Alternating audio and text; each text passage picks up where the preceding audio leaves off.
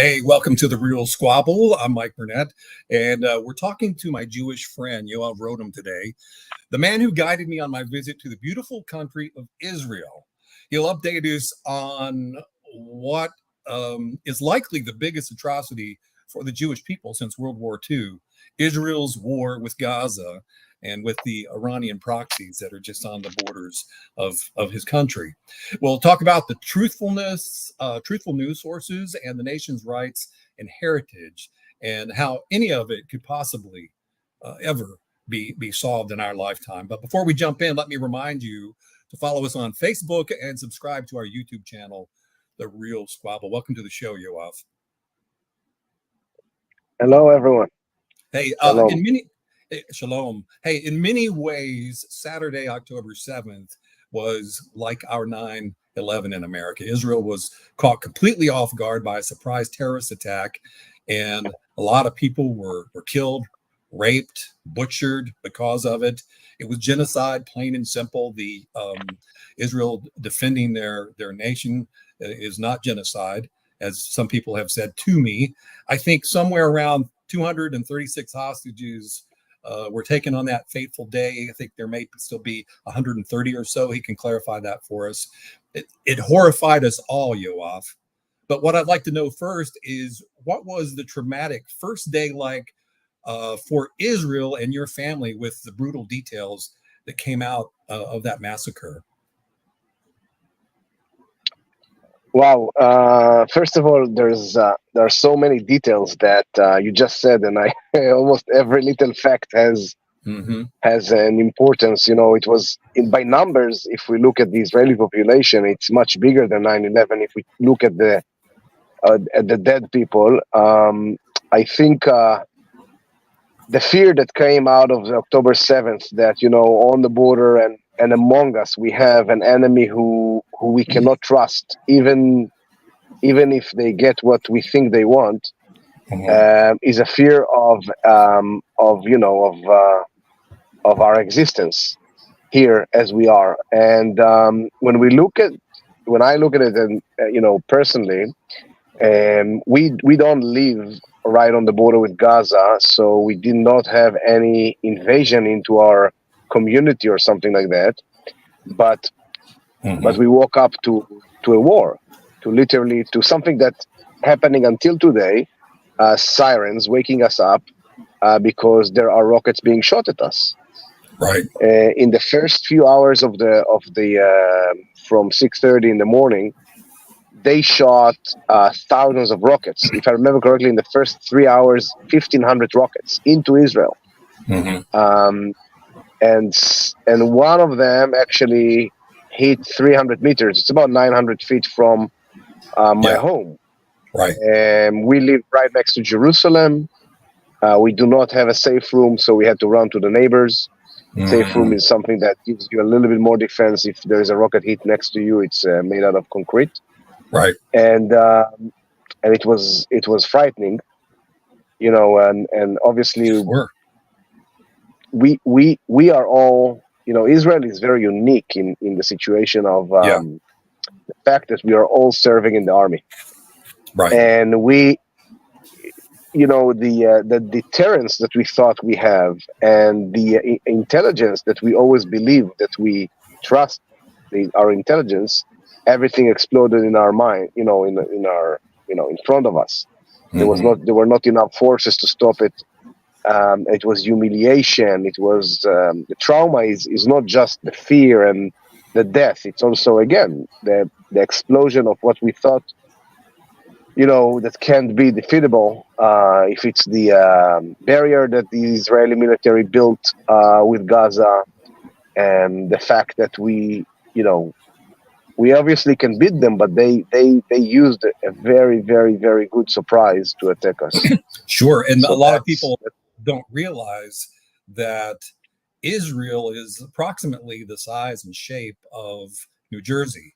So it takes about 2 hours to get across New Jersey. It takes, similar amount of time to go from the north to the south. So it's right there on you. So something happens, it happens fast. And it's my understanding that to date, nearly that between Gaza, Hezbollah, and maybe I don't know if the Houthis have fired rockets into Israel or not, but I think it's been somewhere around 12,000 rockets have come into Israel. Makes sense even more, yeah. Yeah. From October 7th, yeah. Mm-hmm. Any questions, guys? Which I think, just imagine that in your country, in your vicinity, in your city, around. If you live in a big city, Yeah. Imagine that New York City has almost the number of the state of Israel of population. Imagine Mhm. this population being under attack, and not necessarily hitting rockets. A lot of the rockets are intercepted by the Iron Dome. Some of them Yeah. falling in open fields. Some of them hit houses. And that's a reality that people forget to tell right now, because Right. what happened in Gaza is actually attracts all the attention. Yeah. Have Holocaust survivors even been part of this atrocity, as far as being attacked or hurt or killed? Maybe you can't hear me. Have Mike, Holocaust yeah, survivors been involved?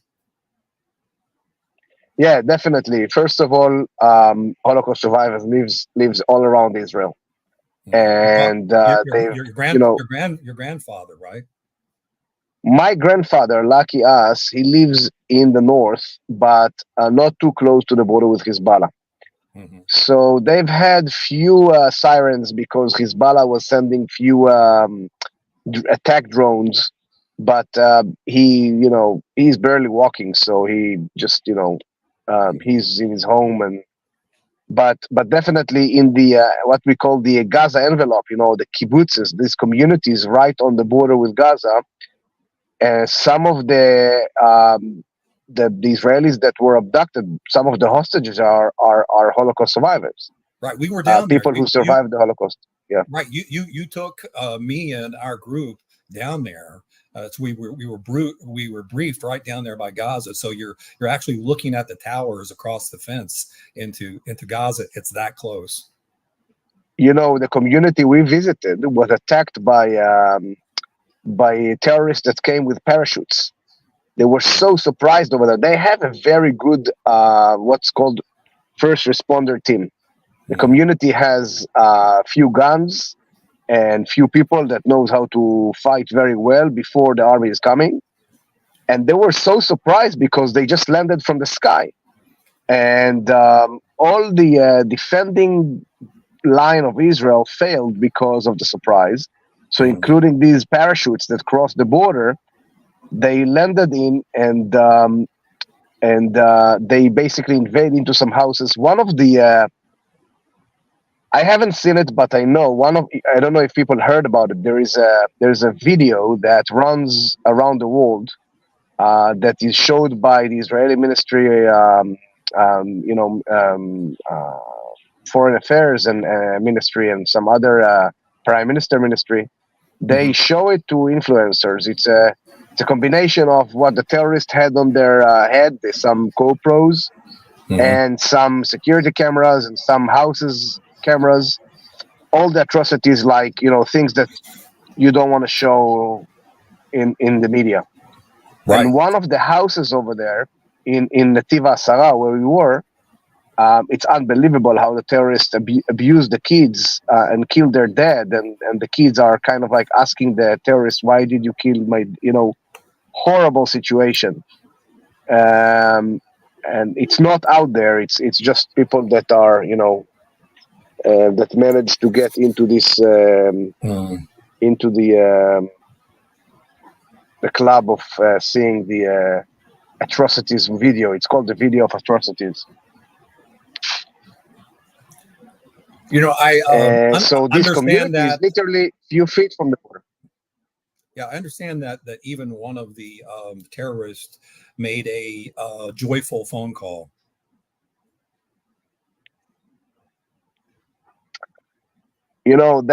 That's unbelievable. A lot of people. One of the things I know you see around you, is that people say that what about the Gaza people? What about the women and the kids and all the non-involved people? And this is a very, very sad story. And yeah, there are people that are innocent that they wish that Hamas will go away. And I'm sure that there are people that wish that one day they will be part of Israel because they're aware that Israel is a good place to live, even for Arabs. Um, Mm-hmm. but this phone call that you mentioned is one of the things that actually shook me when I saw that, and I still have it on my lectures that I give. It's one of the things that we need to ask ourselves. Does a terrorist invade into one of the communities? These are civilian communities. I've seen some lies running around the media that these are army posts. Kibbutz comes from the word kvutza. It was established out of a socialist ideology, Mm-hmm. and it's a formation of living life together. I'm Mm-hmm. not getting into it too much, but definitely civilians, not soldiers. Right. And there's a terrorist that's killing 10 Israelis, and pay attention to the language he's using. He's taking the phone of one of the ladies he just killed in the morning, calling his mom and dad back in Gaza. With tears and excitement in his voice, he's telling them that he just killed 10 Jews. He doesn't say Israelis, he says Jews. And they are cheering him and telling him, keep on doing what you're doing. Now, this mother, if you will see his mother, you will for sure think innocent person, just a woman old enough not to be harmful. And I'm asking the question, who is the terrorist in this video? The ones who educated him to kill and to just bear hate in his heart? Mm-hmm. Or him himself? Or both together? I don't know. Mm-hmm. And that's this video that you just mentioned. I think, and unfortunately, people are ignoring it, and that's the important thing. Mm-hmm. To understand that in Gaza there is poison that was planted into the heart of people against me and against my family, and the origins of this poison are going back even before 1948, and that's something very sad that we have to live with, and we hope that this poison somehow will have a medicine to cure the hearts. Okay. You mentioned he said Jews because that is an important difference, right? So because my knowledge of when I was in Israel, and I know a lot of folks listening have been to Israel and have read up on it, that people like you have relationships with Arabs and Muslims and Druze. From what I know of you, even your children are or were looked after by an Arab. You're completely right.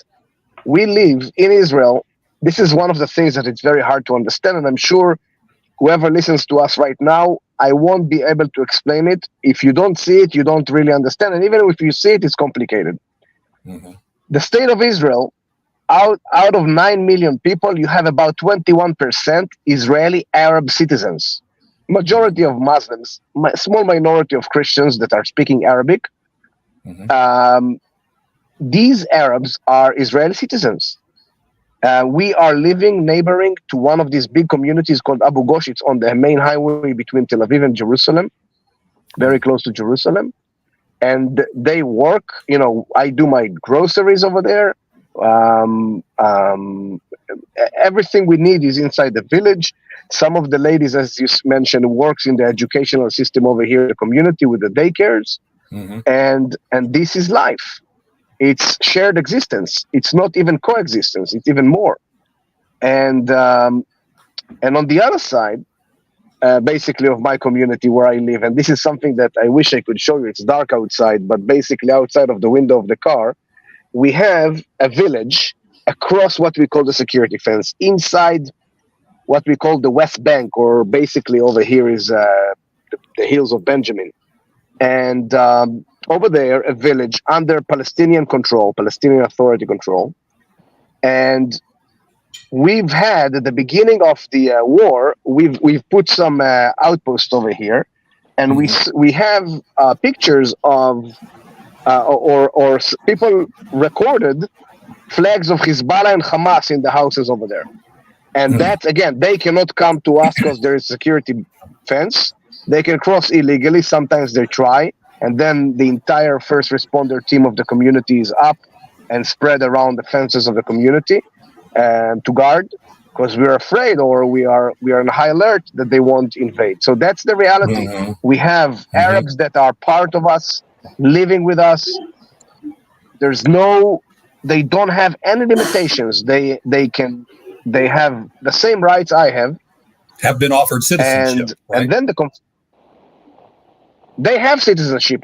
You're asking about East Jerusalem Arabs, and that's the even more complicated story, because a big community of Arabs, about over 300,000 of them, used to be Jordanian citizens, and then, unlike the West Bank, the municipality area of Jerusalem that was taken by Israel in 1967 was annexed to Israel. And I'm trying to be very accurate with my words, okay? Was annexed to Israel, which means the Israeli parliament voted. Okay, Jerusalem. just lost. Okay, are you still there, Yoav?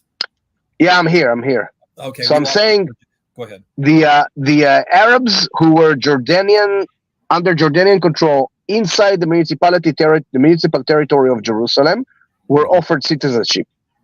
This makes everything much more complicated, because some of them didn't take the citizenship, and then they stay permanent residents, which the only thing they cannot do is vote for the parliament. But that's a minority of the Israeli Arabs.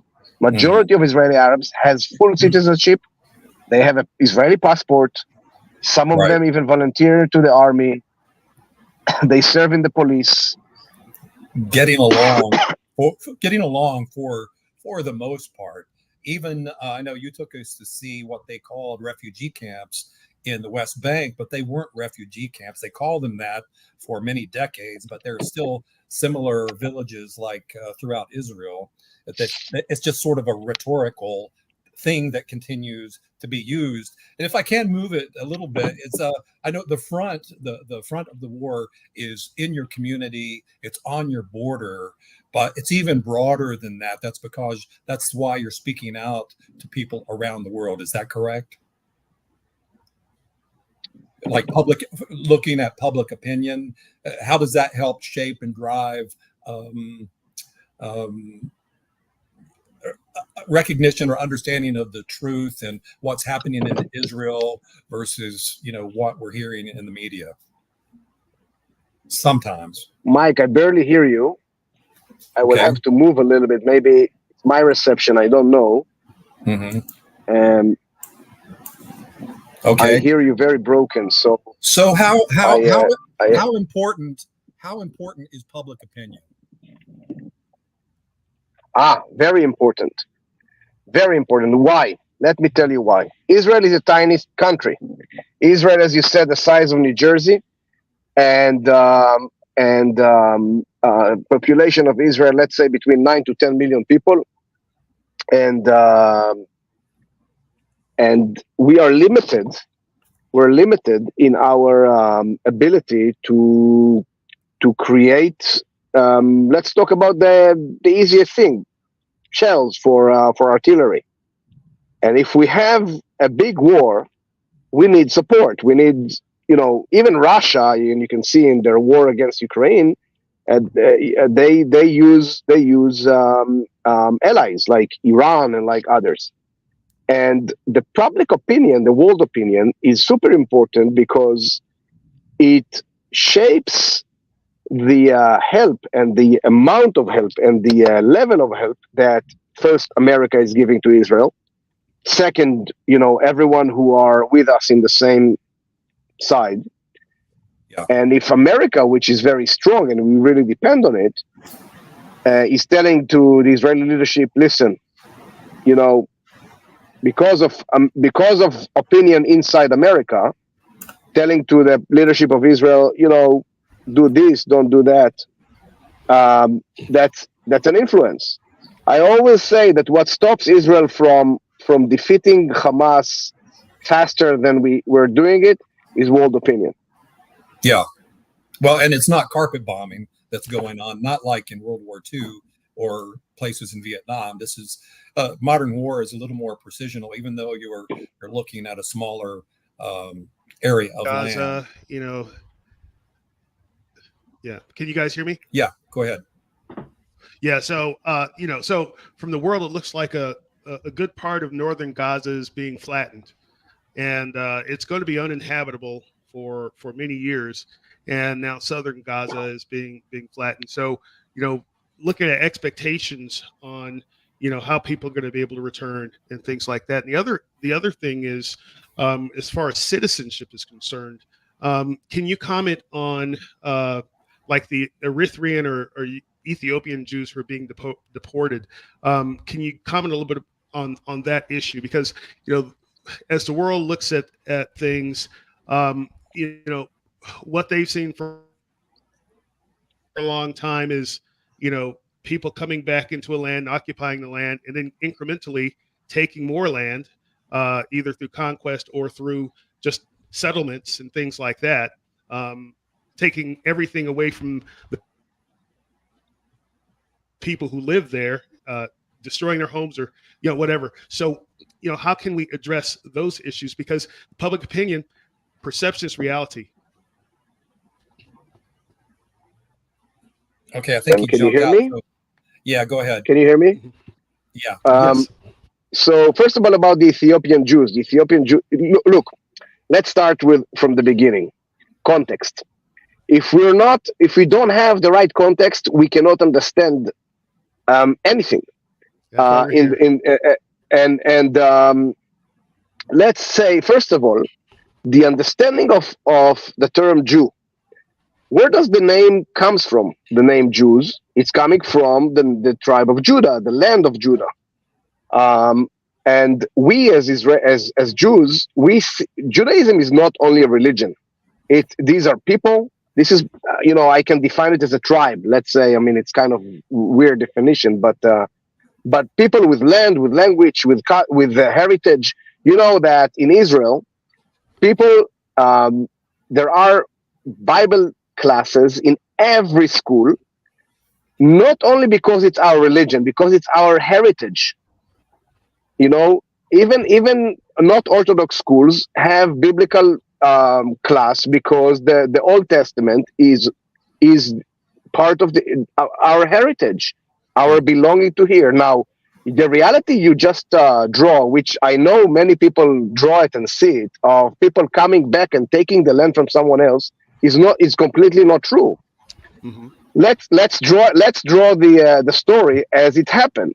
First of all, throughout, it's a longer lecture. I'll try to do it quick, and we can get into details if you want, and together with documents and everything. Yeah, go ahead and spell it out. This land was always in the hearts of the Jewish people, always, wherever they've been to. My family came from Iraq. The Jews came to Iraq when?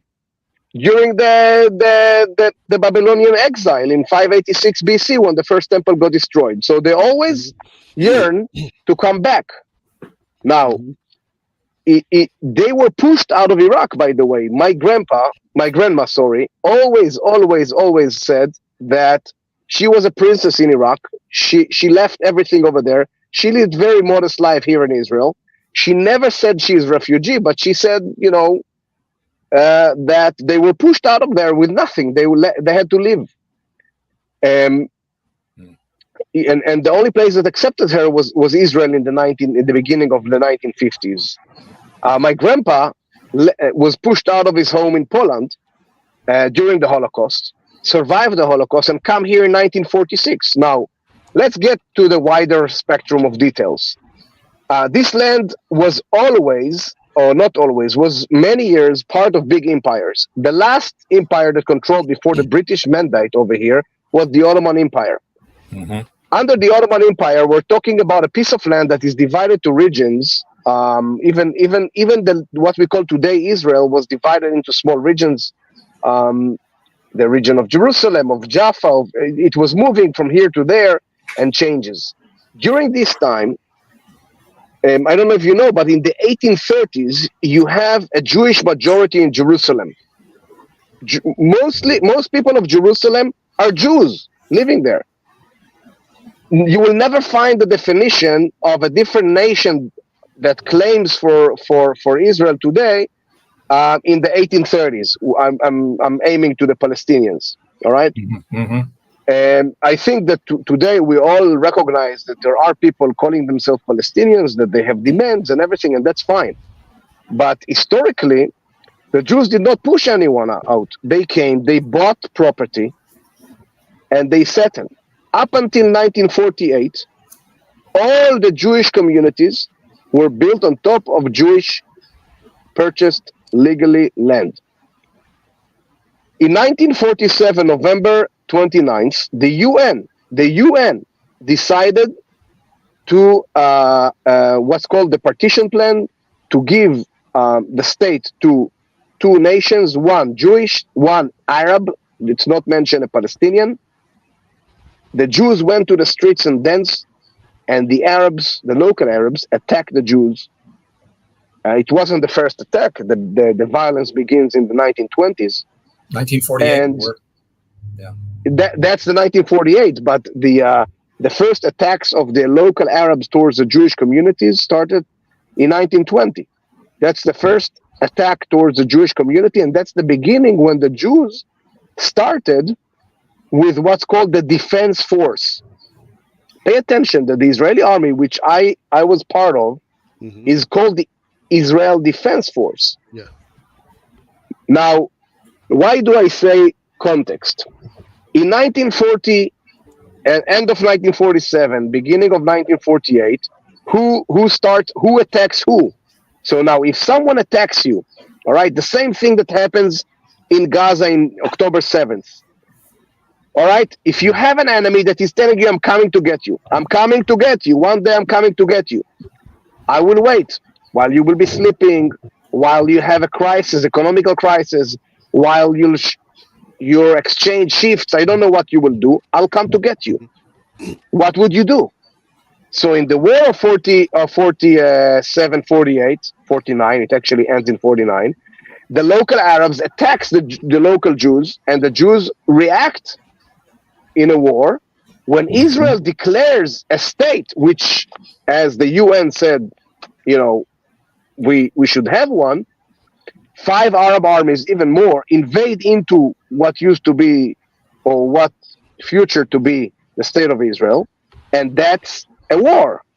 And as a result of this war, parts of what was supposed to be given to the Arab state was taken by Jordan and Egypt, and they never established any state, not talking about Palestinian state, in the land they took. Gaza was under control of Egypt. What we call the West Bank became the West Bank because Jordan controlled it, and they had the East Bank of the Jordan River. right. And Israel took some of the land. Now, the question is, again, context. You're coming and telling me, not you. I know that this is what people say in the media without context, that Israel is settling and taking and everything. Israel is doing a lot of things out of defense. You know that Israel withdrew from Gaza in 2005. There were about almost 9,000 Jews living in villages and communities inside what's called the Gaza Strip. There was military protecting them, and many Jewish Israeli people today will say that the reason why October 7th happened is because we were not there inside. We couldn't stop them from building what they were building, because the only way to stop them was attacking from the air or invade, and then the world will say, "What are you doing? You're killing. You're flattening the northern, And I haven't got to what you started mentioning with the northern part of Gaza, what's happening right now there. Mm-hmm. So everything is under context. What's happening in the northern part of Gaza, and in Gaza at all, is a war. As we said, Israel declared it and said clearly that the goal for this war is to destroy the ability of Hamas to control Gaza and to destroy their military ability. Because the moment we don't want to control Gaza, the moment we will leave again, they will take over if they still have the tunnels. Only yesterday they exposed a whole compound of manufacturing big rockets that can come all the way to the northern part of Israel from Gaza and it involved tunnels and buildings and tunnels, hundreds a day they could manufacture. That's a lot of rockets. And so to destroy it, what can you do? The building has to be destroyed because there's a huge underground compound underneath it. What can you do? To explode it, and then the building will stay in the air. Together with that, Israel is not letting its soldiers to run like ducks into Gaza and to find the terrorists. Part of the fight plan is to protect the soldiers, because the Hamas terrorists are using all the buildings they can and everything they can. Now, if we go back to one of the first questions about who is a terrorist, and about these parents who praised their son who just killed and told him to continue. These people that had to leave their houses, and it's actually involve also the second question about the world opinion. The people of Gaza deserve better life. And I think we all agree for that. I mean, the people that are we can consider innocent. Unfortunately, no one is trying to help them to move out of Gaza. Let Israel finish the job, and later on, the whole region will have to help rebuild Gaza as the best place to live in. We must understand, Gaza has so many good things to live in it. It has a huge advantage of approach to the sea, to the Mediterranean. Great, beautiful sandy beach and waterfront. Great weather. So it can be a great place to live in. Now, again, I hope it helped you a little bit of the facts and the context I put, so you or the people who listen to us will not describe again the situation as Israel coming and taking the homes of many people. By the way, you know that during the War of 48, we're talking about land, private land that Jews owns. For example, in the Golan Heights that was taken by Syria in 48. Jewish land, private Jewish land in Jerusalem that was taken by East Jerusalem was taken by Jordan. Land in Nablus up until today, there is no Jewish ability to go back to the Jewish property. And you don't hear anyone or any prime minister complain about it in Israel, because that's the reality of a war. We're Nablus, as a matter of fact, is not part of Israel, so no one is planning on going back to Nablus right now. Right. Hey, So let's summarize. Can I ask a question, Mike? Yeah, go ahead. Sorry. So there's a lot of hate on both sides. What's going to be the ingredient that's going to bring people together to solve this problem? Great question. I do not agree with you. There's a lot of hate on both sides. And this is something I always tell people. If you'll ask me and all of my friends from the high school I went to, everyone will tell you we have no problem with the Arabs. The only thing you need to do is to stop wanting to kill me. Don't want to kill me, I won't do anything to you. That's so easy. Now, what's the solution for the hate they have? Everyone that says from the river to the sea means that I am not here, which means I am dead. And intifada means also the same against me, by the way, against you as Westerners as well. But the solution, I think, obviously is a long-term solution. The solution is very complicated because Gaza and the West Bank are different. The solution has to be brave leaders who are, especially in the Arab world, that will come and say enough is enough. Let's educate our next generation to create their own future. Now, if it won't happen, we will have to live on, as we say, to live on the sword and keep on guarding and keep on watching. I repeat, I do not agree that I have hate in my heart. Yeah. Now, so in when you talk about future generations, so now first, so the high degree of collateral damage. Do you believe that the numbers that have been reported by by Hamas. I'm sorry, not Hamas. Hamas. Do you believe those figures are at least fairly accurate? And the second question is, if you're a child and you saw your mother, grandmother, father, sisters blown up in a building, what is your attitude going to be as you grow up, right? So You're right. So moving forward, especially given that the United States' dominance is not what it used to be, and then some of Israel's former strong allies are not so much allies anymore. So the sword will only take you so far. So moving beyond this point, what is the end game? You are completely right. Look, I'm not prime minister. I will start with reaction to what you said about the collateral damage. I will present the issue, and you and later on you maybe give me an answer. But we have had an attack that came to destroy us, to eliminate us. We had to stop it inside Israel, and then the Israeli reaction is basically to stop the future next try of elimination. How do we do that? We go and we try to catch everyone who has a weapon, including rockets, including bombs, including RPGs, everything that can harm us and can attack us again. By doing that, the only way to do that is to get them into where they're hiding in tunnels. And you've all heard about these tunnels. They are very talented by digging these tunnels. And we all heard, which is completely true, that these tunnels are under hospitals, under schools, and in neighborhoods of Gaza City, Gaza Strip.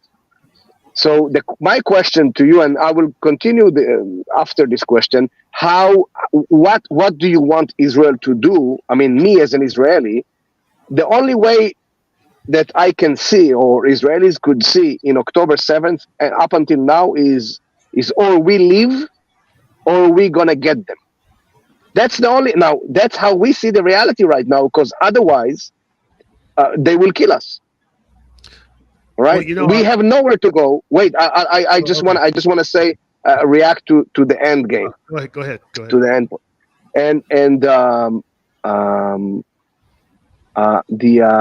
I think that Israel will have to bring back the hostages, and no one, by the way, promise us that they will come back. Hamas has shown us that they, and on it's not only the hostages, it's also that Hamas will not be existing across the border of Gaza now, or not dominate Gaza.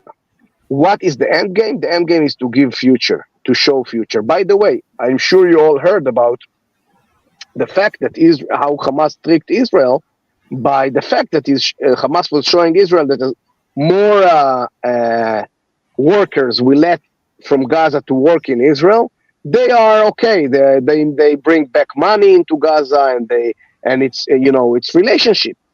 Mm-hmm. And then they exploded everything. Now, the end game is very, very, very problematic, as you said.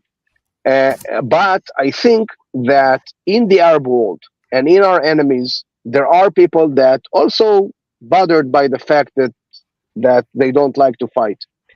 And we will have to find these people, and we will have to find a way for them to create better education, to create education of living next to an existing state of Israel as the Jewish state. And if it won't happen, the only thing we can do is to protect ourselves. Now, you're telling me all the facts you said, I could agree with them. The allies becoming weaker and everything, maybe not, I don't know. But we just don't have any other option. Yeah. In education, so education is one great solution to extremism, right? If you can get those kids educated, Mike, what are you guys' thoughts on that? Because even in this country, a lot of the problems that we have in the United States are due to lack of education. Yeah, I mean, look at it. In our own country, during the Civil War, when the North came down and killed my forefather is in Virginia. There were ignorant people who grew up hating the North just because of that. Not they didn't understand slavery or the ideology or any of that. Their family was killed. It was personal. They didn't attach anything to it. Those things can continue back and forth forever. But these children, just like in our country, I'm sure you see it. You see it in schools and society out in Washington State, where Glenn is, and Idaho, where Dr. Dave is. People grow up and they are blessed or victims of their ideology and the way it's informed, right? So that you grow up, these kids and these families grow up with very little education because the Muslim women are teaching their children, and they're not granted any sort of education, grow up indoctrinating to a certain degree the evil ideology. It's in their songs, it's in their books. I mean, correct me if I'm wrong, Yoav, but while they're learning their ABCs or the Hebrew or Arabic equivalent, they're learning to hate the Jew. That's completely true. This is why I said that he said to his parents, I killed 10 Jews in the first video we talked about, because the hatred to the Jews is something that they can take out to the world and take all anti-Semitism tools and use it. And they're doing it. And we've seen it happening for years. But now we actually see the results, and that's you're right. It's now. I'll tell you another thing. If you look at the Israeli-Iranian relationship, Israel and Iran, and also the United States and Iran used to be very good allies, and it has changed. And many people say, and Iran is one of the greatest supporters of this whole terrorist, including the education, including the weapon and everything. Imagine yourself. Something will happen to the force, the forces controlling Iran, and we will have the big hegemony that funds everything is no longer funding it, so that's a reality that we can control. We can. I don't know if we can or not, but it can happen. It can change. And we need to pray for it. We need to hope for it. We need to work for it. And then the evil has less supporters and less money and less sources. I think there are probably a lot of people in Iran who don't want to live under that kind of regime either, right? So, but there are a lot of educated people there. So if there was ever a toppling of that regime, you have a chance for change there, which would have a ripple effect. I think Sheldon's making a good point, but at the same time, I have friends who are very educated,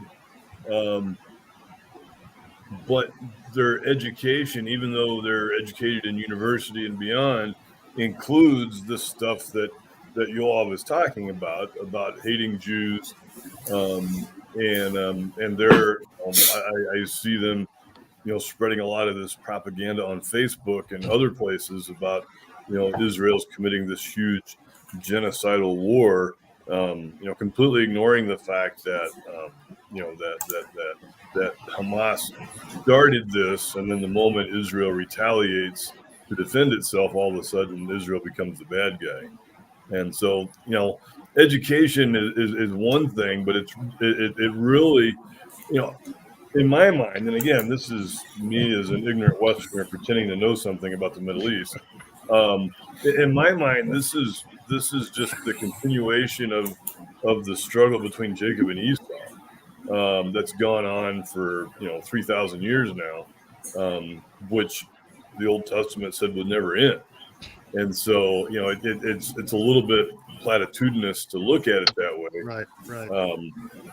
But at the same time, I think you have these people groups that generationally each other, and I don't know. Part of my mind looks at it going, I don't know if there is an end But I do know that Israel, as a sovereign nation, has a right to defend itself, the same as any Yeah. other sovereign nation when they get attacked by a hostile foreign power. Well, Hey. I think from a religious standpoint, there's a route to peace, but very few will find that route, where there's neither Jew nor Greek nor slave nor free. The great Messiah came to bring peace, but a lot of the world does not accept that peace, that unification through Christ. But that said, right, it is a very wrong thing to preach hate against anyone, right? Because God so loved the world. That's everybody, right? And so that's what our approach should be. But I think even here in America, through the educational system, even through how people were brought up, it is really hard for them to see truth. Hey, if I could jump in real quick. Now, if you can look up the verses in the Quran, and whether you're a peaceful liberal Muslim or an Orthodox Muslim who believes specifically in what the Quran is teaching, you talked about preaching. Well, the sermons that are being preached, even the words of a former Hamas minister of culture, Atala Abu Asob, if I'm saying it correctly, just a few years ago, he said, whoever is killed by a Jew receives a reward of 2 martyrs, because the very thing that the Jews did through the prophet was done to him. The Jews are the most despicable and contemptible nation to crawl upon the face of the earth, because they have displayed hostility to Allah. Allah will kill the Jews in the hell of the world to come, and like they killed the believers in the hell of this world. So there are verses, there are specific verses that talk about killing those that are not, or subduing those that are not of the Muslim faith.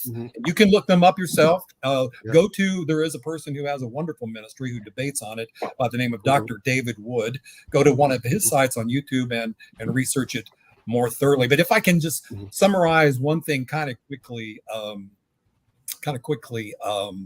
Yoav, and that is, whether you're religious or not, you can take this from two different. Some people are going to go, I'm not religious. Okay, that's fine. There are verses in Genesis that says that this promise to Abraham and his descendants is everlasting and forever. That there are people who argue that changed. To me, it seems like forever means forever. Okay, you don't have to believe the Hebrew scriptures or any of the scriptures to believe what you told us earlier, Yoav, and that is that as a consequence of war, the British defeated the Ottoman Empire, and the land was granted to the Jewish people as a state and the UN. So technically and accurately, they are a state. But what about, it's my understanding that the word Palestinian, and I've put stuff like this on Facebook and I've researched it. There's a long history of the word coming through the area of Gaza, through the Philistines and things like that come out of Greece. However, the country, the nation belongs to Israel because of the mandate, technically and accurately. Again, no matter how you want to slice it one way or the other, they have state rights. Now, we're not here to defend every action a politician makes. No, Yoav said he's not a politician. Well, our politicians have made disastrous decisions, so we can't call out every decision. But as a nation, we have to say, I, for one, am with the nation of Israel scripturally and historically. But where do you think, Noah, if I can move this to a different direction, because we touched on tradition, religion, education, the history, in your own life, where do you think that the deep-rooted hatred and hostility comes from, or do you think we've touched on a lot of it? First of all, you just said it. There are fragments in Islam that are talking about it. And by the way, it's not only against Jews; it's against everyone who's not Muslim. And the Islam inspired by Judaism. Muhammad was a neighbor to few Jewish tribes, especially when he moved to Medina. He makes agreement with them, but eventually slaughter them, and the Islam spreads on the sword. That's one of the things that Islam, is historically what happened when the Islam started in Arabia and moves to all the way to Europe eventually, and part of Muslim approach is wherever that there was a land ruled by Islam, it has to be Muslim forever. This is why it's not easy for some Muslim approaches to see Jews controlling the land of Israel, which was controlled by Muslims in the history. By the way, some parts of Europe as well. Mm-hmm. And this is why, and this is what you see basically. If Hamas ideology, just a side note, is not only in Gaza. There's a great guy, Tzvika Yechezkel. He's an Israeli reporter. He has a beard. He's well speaking Arabic. He knows the Islam very well, and he made a few reports by kind of like secretly get into these communities in Europe, radical Muslim communities, and he shows how the hatred to the Jews is one thing, but another thing is also the hatred to the others, and their goals are to take over Europe as well, to make Europe. And now you asked about the hatred it's coming from religious approaches. Not all Muslims and not all Islam is like that. There's some fragments of Islam that are very peaceful.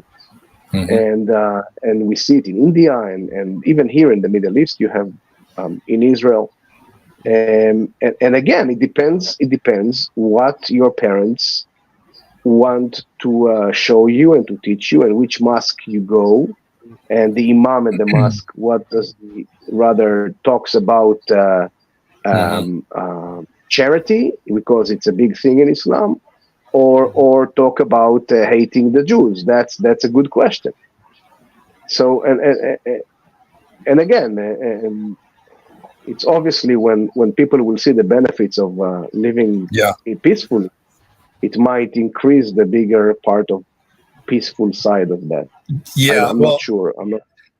Hey, well, there are approximately 1.8 billion Muslims in the world. They estimate that about 10% or so despise the Jews. That puts a number around 300 million people who want potentially hurt you, kill you, don't like you, will have negative influence against you. A population roughly the size of the United States of America that is working directly against the Jewish people.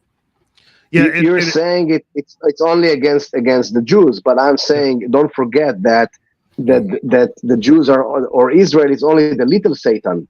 For them, the big Satan is Gotcha. So I Right. Well, I tell you what, you and I have discussed that a little bit offline, because I see that I'm fearful of a couple people that I consider radical in our own Congress. And I'm fearful of the people who vote. And I have family members, not family members, but friends of the family who are Muslim. Very wonderful people, like you said. You have Muslim and Arab friends. That's not what we're debating. Right. I did want to bring up the point, right? So I think there is somewhere embedded a doctrine that doesn't embrace forgiveness, right? And I mentioned in the text earlier about the extreme deadly animosity between the Shia and the Sunni, right? And so if you can't resolve that issue from within the broader Islamic community, it's going to be very difficult to resolve it outside. Sheldon, Yoav and I were talking about this a day or two ago, and that is that and Glenn and I as well, we were talking about the fact that there have been points where Israel has worked with, cooperated with Hezbollah to fight enemies of Israel on their border to get people back. And we've talked about the whole Sun Tzu thing about the enemy of my enemy is my friend. Is my friend, yeah. Right. So we've done that in the States as well with the Mujahideen, and with things in Panama that you brought up, Glenn, right? It's not uncommon for us to do that. We did it in Afghanistan, right, to fight against the Soviets, and then they beat the Taliban and all those people in various. Now, was it with Hamas, or was it a variation of Al Qaeda, Yoav? What? Where? On the Israel-Syria border and some of the dealings in the north. Al Qaeda. But by the way, Israel helped Hamas to, in the beginning, because the big enemy was the PLO. Israel kind of helped Hamas to be formed, and it was by the way, it was kind of like a social organization in the beginning. It looked not very harmful, but look what happened later. Well, was that in '67 or early '70s when Yasser Arafat was there? Because Yasser Arafat was spewing hate against the Jews at that time. But that Hamas is in the 80s. That was the Fatah, which predates. Yes, Fatah is the more part of the PLO. But Hamas is coming in the 80s, right before and during the first Intifada. By the way, mentioning Yasser Arafat is fascinating fact that people are not aware of. Always people say, that Israel took the land from the Palestinians and a lot of these inaccurate things. One of the things that the PLO, and I promise Mike, I'll send it to you. I need to find it. The beginning of the PLO, when Yasser Arafat just started it, when they write their charter, their formation document, they have no demands for land, because when they who controls the West Bank back then, when they are formed in the 60s, it's Jordan and Egypt, and it's interesting to see that only after Israel is taking the over the West Bank and it becomes kind of a disputed territory, and this is when the Yasser Arafat makes it kind of like a national debate about two nations that are fighting for it.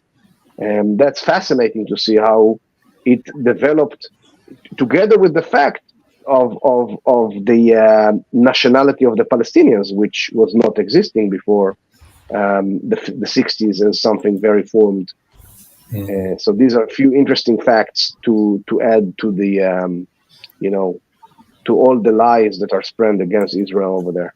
Yeah. Well, Anything, Dave? Mike kind of earlier alluded to this notion of historically where the name Palestine comes from, and that Palestine is sort of a Greek form of the old word Philistine.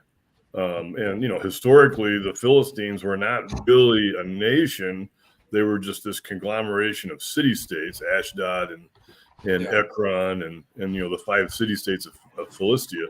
And so there's that interesting fact that historically the Palestinians have not really been a nation and haven't really had lands, but then in this last period, that's been the big rally cry is we want our history. I would be very careful with mentioning the Philistines and the Palestinians together. Maybe the name is similar. Yeah, there's no connection. There's no connection. Yeah. So another. Go ahead. I just wanted to jump quickly, in here. Go for it. I will later. The fact that there has not been a actual country of Palestine is a specious argument, because we have the same issue in our country in America, where we have nations who existed who didn't actually have bordered territory. That's a very Western thing, right? We have indigenous people whose territory we are currently occupying. It's a really similar situation.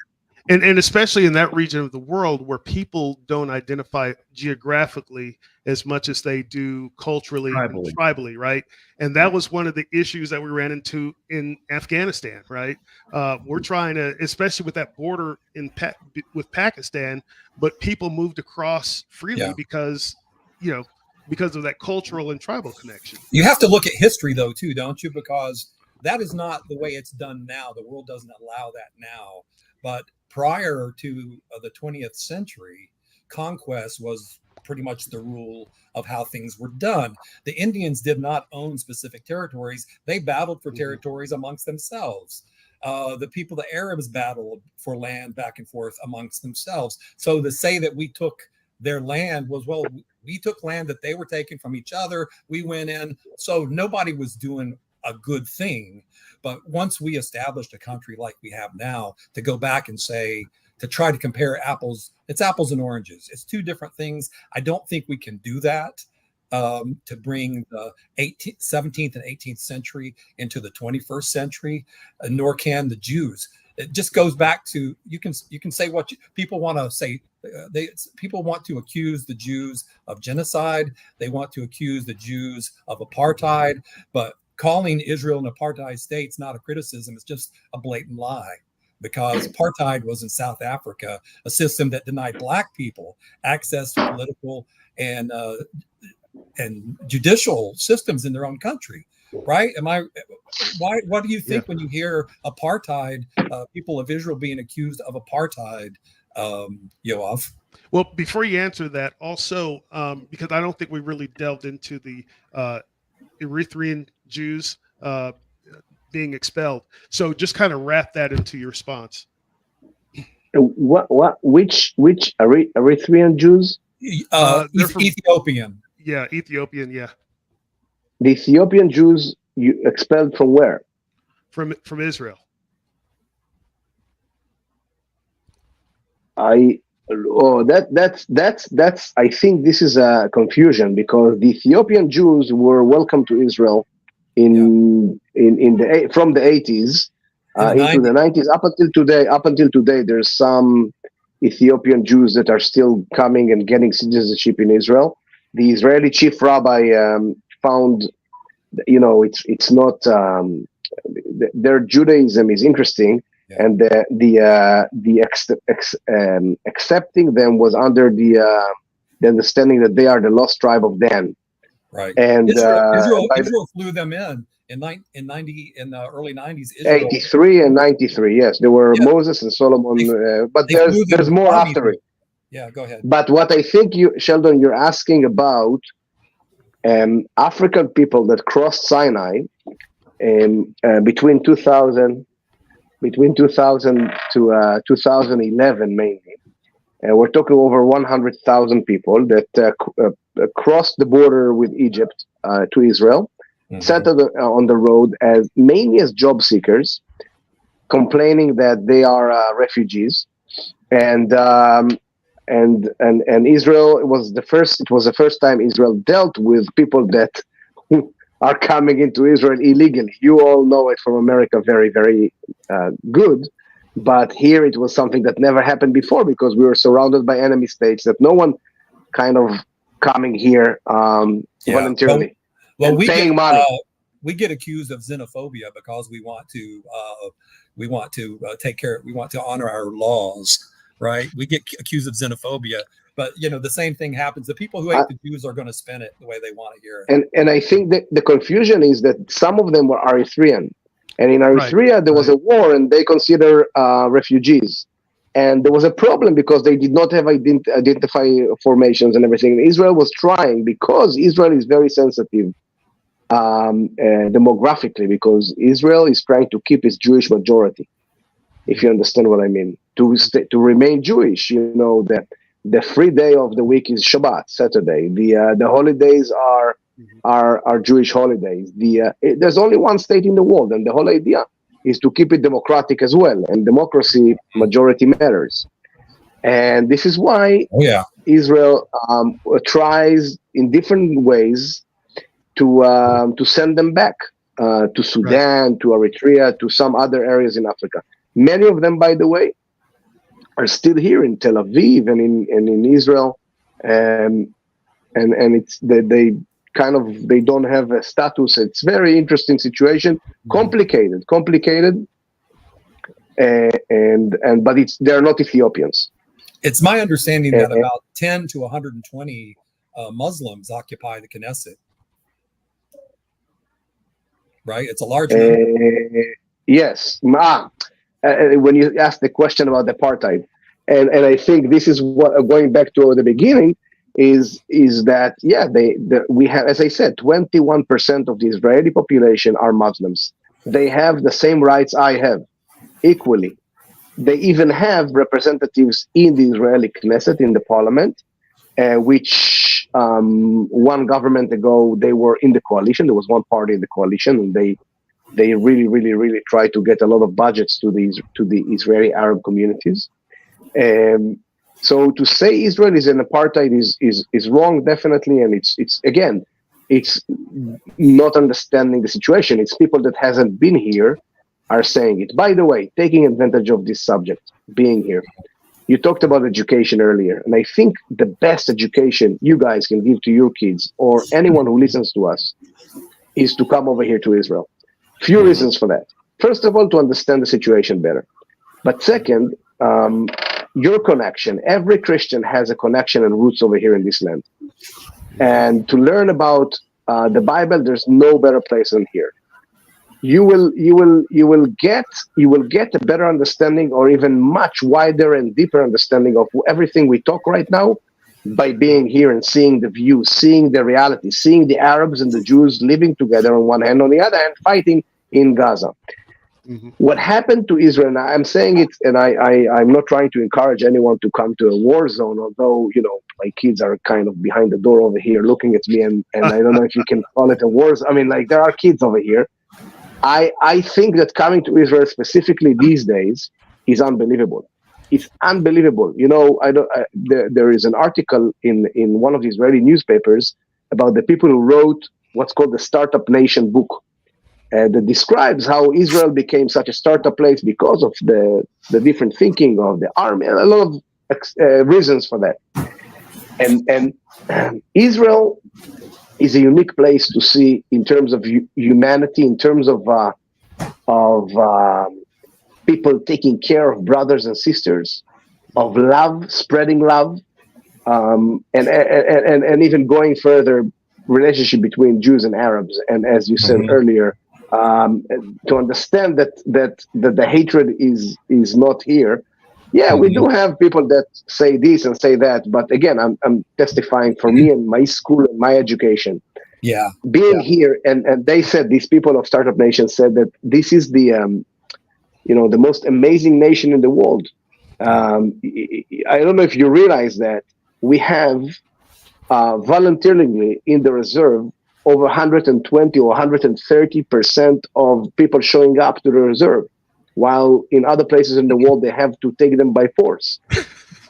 Everyone are hugging the soldiers, hugging the wounded, the wounded people, hugging the families of the hostages.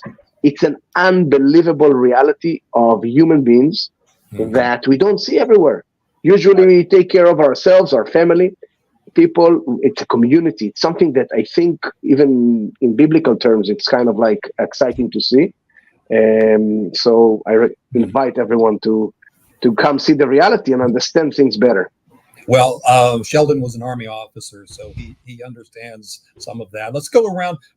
We've taken a lot of your time, so I'd like to go around the loop here and just have these guys ask something that hasn't been asked, maybe clarify something, ask their best question for their own mind and for the audience. Glenn, you or Dave, go. Yeah, Yoav, I erroneously brought up the Palestine-Philistine issue, and you made the statement that there is really no connection between the modern Palestinians and the historic Philistines. I wonder if you could unpack that just a little bit more for us, because that's obviously a confusion that I have and other people probably have. Thank you for asking. This is very important. It stayed in my heart, and I wanted to reply on that. So, the current Palestinians, people calling themselves Palestinians, are a mix of people that came mainly from Arab origins, from Syria, Iraq, even Turkey, Egypt, Saudi, Arabia, and everything. The Philistines are out of this land around the 8th century BC. The Assyrian king, forgot the name. You caught me unprepared, the tour guide. But the Assyrian king is sending them for exile, and there is no track on the existence of the Philistines. The Philistines were people who came, we know, by the culture, by the ceramic that we find in Ashdod and Ashkelon and Gath and all of these cities. Originally, it's coming from Cyprus and Greece. And the moment they disappear from what we call the stage of history, there's no track of them. You don't have a book of the Philistines. We don't know what was we don't have anyone talking Philistic, language. So where comes the name to the Palestinians from? So the name Paleshet, I'm saying it in Hebrew, but is stick to the southern part of the coastline of Israel, Gaza area, if you will. All right. Geographically, this was a name that because of the Philistines.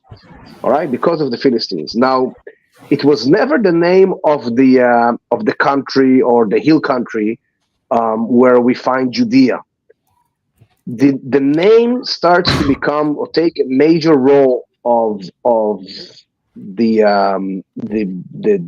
political body that controls the land only in the 130s AD, after Hadrian, when he wants to make the victory over the Jews after the second uprising, the Jews uprising against the Romans, what's called the Bar Kokhba revolt.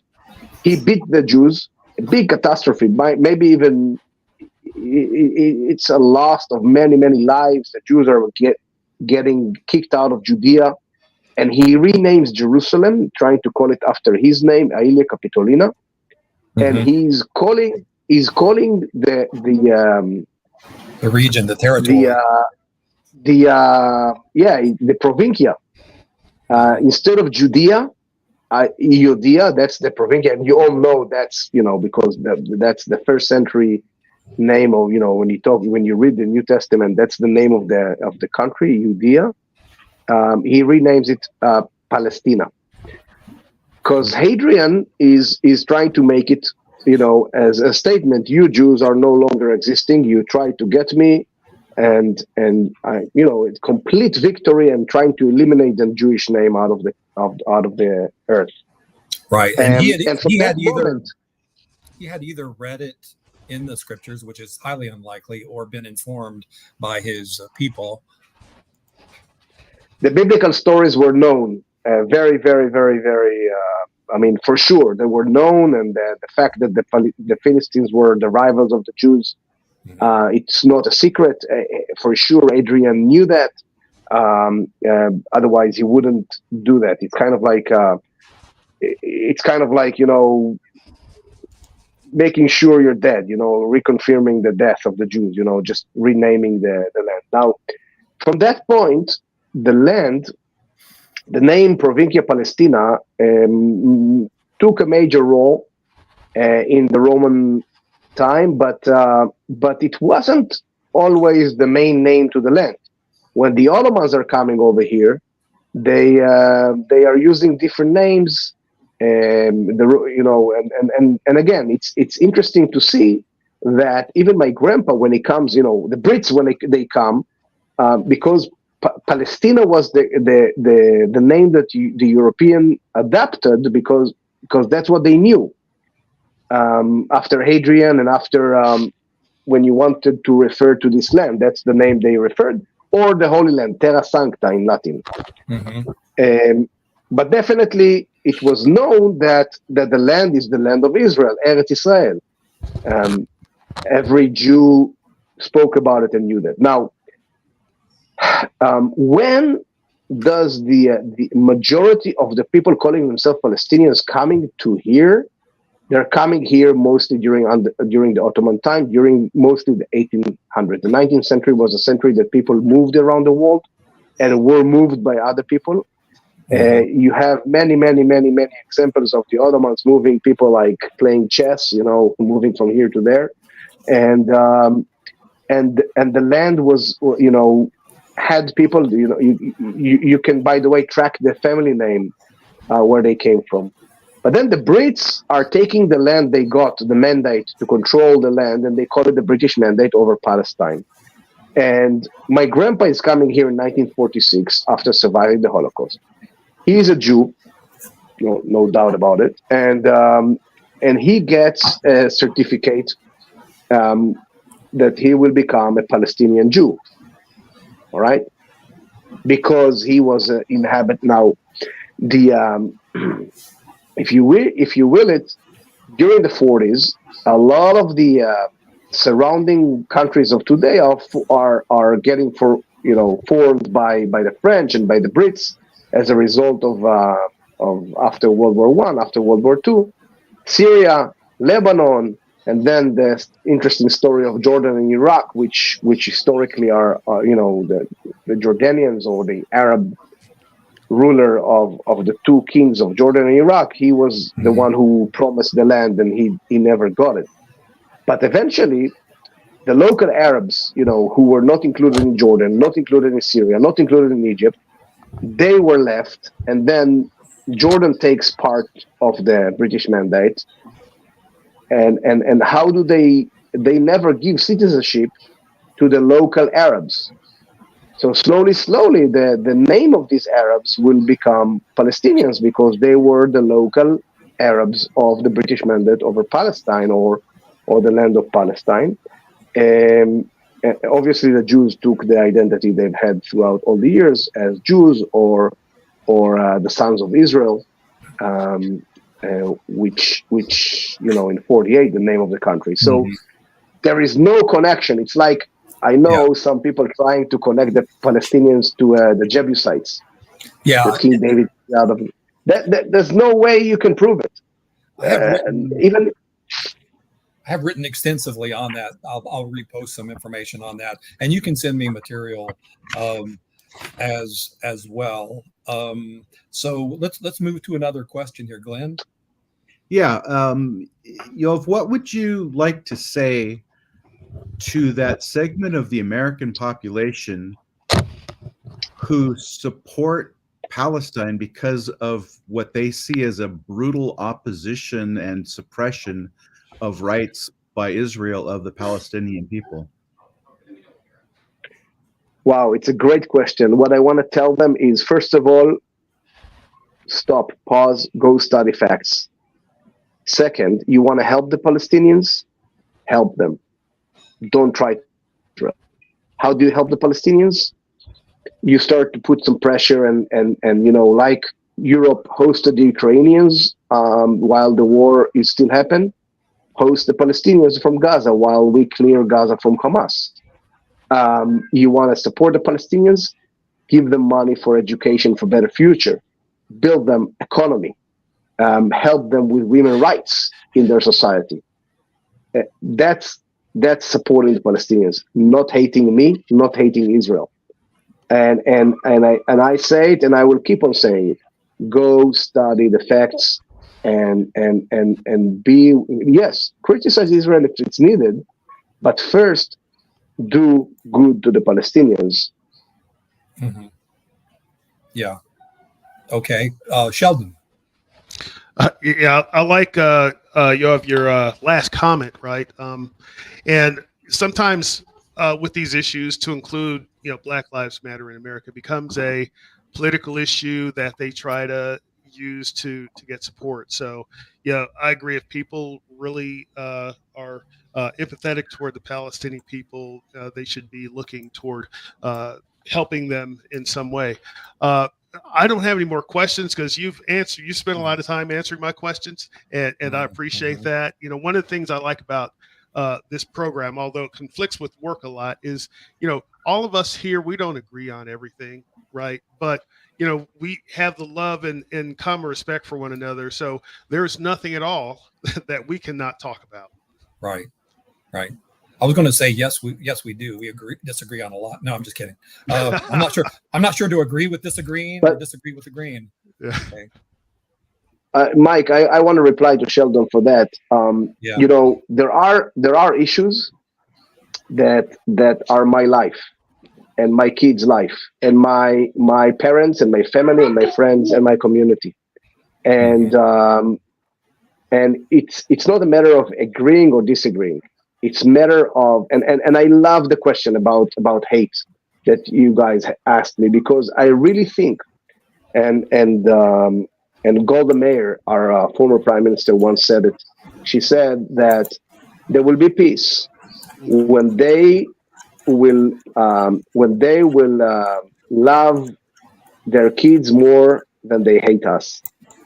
And I really, really connected to that. I'm really connected. And that's maybe a weakness, that we are always searching for peace. And some people say it looks like weakness in the Middle East today, but I hope we will stick to that. And I really want to take this advantage of inviting you all over here, and all the people who watch us. Come see the reality in your eyes, and learn and meet the people. In my tours, what I do mostly, I do meetings with people. I want you, the visitors, to be able to experience the land how the locals see it, together with reading scriptures and learning about the history and the context of the Bible. Hey, thank you for real your quick. comment. Make sure I get your information offline, because my wife's a travel agent. But go on. Yeah. Well, make sure, please answer comments, if you don't mind, Yoav, in our YouTube as you have time, and post your tour guide information in there as well, because he is the tour guide in Israel, the tour guide that other tour guides look to. He's a spokesperson in Israel, and he's been a spokesperson in the United States, and he's coming back to the United States, in February or March? I lost him. He is coming back. Maybe he'll rejoin us in just a second. Yeah. But I mean, we're for those who have just tuned in. For those who've just tuned in, he is talking to us from just northeast, I think, of Jerusalem. So it's just amazing in this day and age that we can be connected with someone like that. And we pretty much covered a lot of the things we wanted to cover. I wanted him to share, and I think he just popped back in.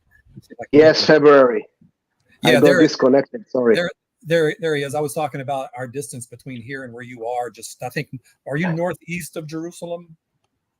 I am west, just west, right on the. It's interesting, if you guys look on the map, you will see there is a U-shaped corridor that comes from the coastal plain into the heart of the land, and this U-shape is the main road between Tel Aviv and Jerusalem. Gotcha. So I am on the northern end of the U, right on what's called the security fence between the West Bank, and we can see Ramallah from here and Tel Aviv, both. Yeah, and you've been up. In Israel.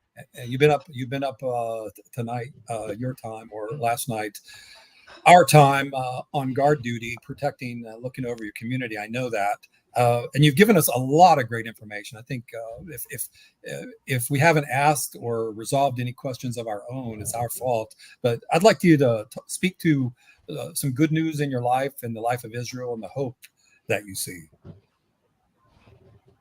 Wow, it's hard in these dark times, but first of all, as I mentioned, what happens in Israel, this unbelievable hug between people, and support. It's something that is inspiring. It's very sad, because we have soldiers that are dying every day, and there are brothers and sisters and parents and sons and daughters, and we lost so many in brutal ways. And it looks very dark, because we have a great enemy in the north, which is Iran and Lebanon and Hezbollah. And it seems like, America disagree with us on different things and doesn't want to involve too much into war. But I believe the good is coming, and there will be there will be changes in our enemies' opinions and leadership, and I hope that also America and Israel as allies will make the relationship stronger, so it will be unbreakable because both need each other. Yes. And yeah, I mean, if you look at the reality of October 7th, and right now, while we had sirens and had to run to the safe room because we don't have one at home, now we basically don't have sirens, and so it's kind of like better situation if you look at it. Not easy to say good things, but I really believe that something will happen, and I pray for it. We need to see victory in Gaza. We need to see the leaders of Hamas are getting killed or getting captured by Israeli army. We need to see local Gaza people taking responsibility and taking leadership, and that's I think what the Israeli army is hoping for. We need to see the Lebanese Christians who will take again leadership in Lebanon and basically kick Hezbollah out, hopefully, and then things will be much better, and hopefully the big head of the octopus, Iran, and I hope for that. Pray for these people to have better leadership that give them freedom, because Iran are wonderful people. Do you think that the government, the Palestinian Authority, will assume some administration, and that Israel, IDF, will continue to provide defense? The name Palestinian Authority is giving rush to the skin of many Israelis, because they just support terrorism in a different way. They're taking their money and give it to families of terrorists. Whoever commit an attack over Israel, including the Hamas members, will get money from the Palestinian Authority. So do we trust these people? That's a good question. On the other hand, they are the ones that are keeping the violence and the terrorism. So on one hand, we have to work with them, and maybe there will be a different leadership over there as well that will take care more of their people, less of themselves. And Mike, you've heard criticism towards the Palestinian Authority here in Bethlehem and other places. How they this is why there's such a great support of Hamas in the West Bank, because they are so weak and they are so corrupted. And yeah, I mean, but I hope local leadership in both areas that wants to live next to Israel peacefully will take over. Yeah, it boils down like this: Tehran, the leadership in Iran is the big enemy, and their proxies, Hamas, Hezbollah, and the Houthis, who people are claiming are just protecting the area. It's like baloney. They're firing at U.S. ships. Right, they're attacking ships and other ships, so that they're not protecting anything. They are part of the triad there: Hamas, Hezbollah, the Houthis. If you want to go down into Africa with Boko Haram, they're all part of the same thing. They're going. Well, the Houthis are basically shutting down shipping in the Red Sea. I mean, it's say they're just protecting things is absolute nonsense. No, it's baloney. You need to look at your sources, your resources. There are some Christians that are looking at Al Jazeera and the Middle East Eye, which you will, like with any news source, you'll find some nuggets of truth. But the things that, especially the Middle East Eye, are saying are just very, very either biased or just outright lies. I'm seeing some good things with ArabNews.com, right? And who is the spokesman, big spokesman, who's an Arab Israeli Christian who speaks Hebrew and Arab and English? Yosef Haddad. Yeah. He's Israeli from Nazareth. And he's an Arab, and he knows the language. He speaks Arabic. He's been to the Israeli army. He's great. I would follow Jerusalem Post. It's unbelievable, by the way, talking about media. Again, talking about context. I always see American media sometimes report amazing report and show truth from Israel. But then it goes back to the broadcaster in the even CNN sometimes has good reporters. It goes to the studio, and then they report what happened in Gaza today. So people that view that can't get the right context. Mm-hmm. Can't get the right context, and it's always compared with the death in Gaza instead of understanding that what happened in what Israel is doing is in a different context because of what happened in October 7th or even before or after. Right. You want to stop? There is no monitoring. Right. Is Hamas ceasefire? Hamas, you let the people live. Ceasefire and surrender. That is one of the answers. Right there. We'll post some of these names, some of these sources on here for people to check out, and some other things. You guys feel free too. If you think that some of what's said is not accurate or inaccurate, you're welcome to defend yourself. Like Sheldon said, we don't always agree about everything, but it's good to read a broad perspective of what is going on. I would before we go, and we're keeping you up for a long time here, Yoav. I'm so sorry, but this is such an important topic, and so many people are confused. So I hope they will follow us on The Real Squabble and re-listen to this interview, parts of it, print out the transcript even, and take out parts of it that you find very informative and use it as you speak on social media or to your friends and family. But as we wrap up, guys, I would like to read from the book in Esther, and I'd also like to say a prayer for Israel with Yoav's help. Whether you're a Christian, Jew, or not, you can still pray with us. It's okay. We've talked about religion. We're speaking about things also in a historical sense. We're open to all points of view on The Real Squabble, hence the name. Hey, I'd like to read from the book in the Bible that was intended to look for God's activity and show that God is not done with Israel or us in this big context with Esther 4:14-16. It says, "For if you altogether hold you peace at this time, then will relief and deliverance arise to the Jews from another place.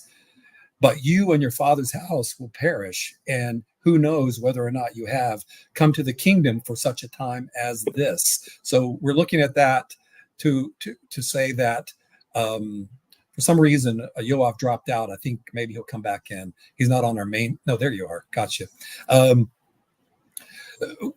looking at that in context, we see that that God was using Queen Esther to protect the Jewish people, much like he used Joseph to protect the people of Israel, the nation of Israel. And just a small aside, and this has no legitimacy in any large facts, but yesterday I thought it's interesting enough that Haman, who wanted to kill Jews, is only one letter off from Hamas. So, replace the N with the S. That hit me, and I found interesting. But I would like to say a prayer, a little in Hebrew that I'll probably goof up, but Yoav will say it after me. It's Adonai Oz Le'amo Iten. God, strengthen your people Israel. Adonai Yevarek et Amo Ve'Shalom. So say that. Go ahead and say that in your own tongue. Adonai Oz Le'amo Iten. Adonai Yevarech et Amo B'Shalom. Amen. Okay, that's amen. Amen. Everyone can say amen, right? Well, that's from Psalm 29:11. Any last words? Anything you want to foot stomp before we close out, Yoav? First of all, thank you, and thank you for everyone who listens. Thank you for having me. I really hope to come towards the end of February and meet some of the people. I have all of these subjects I'm trying to sum up into about an hour and a half lecture that I am giving in churches. And I really hope I hope people will keep on track and seek for the truth about Israel and pray for Israel and pray for peace over here. That's it. Well, if you're in the Annapolis, Washington, D.C., Baltimore triad, or you're out by Seattle or in Idaho or where Sheldon is, then look us up. I think he's in Virginia. Look us up. We'd be happy to help you get where you need to go. If you have a problem, thank you. Always keep my phone number if you're in the States and you're close, because, as a foreign traveler, us guys who used to live on the North Sea and have been in 10 countries, we know it's always good to have a friend in a different country. So, absolutely. Thank you. So we are appreciative of that too, Glenn. Thank you so much for getting up early, and you Dr. Dave, we appreciate that. Sheldon had to drop out early.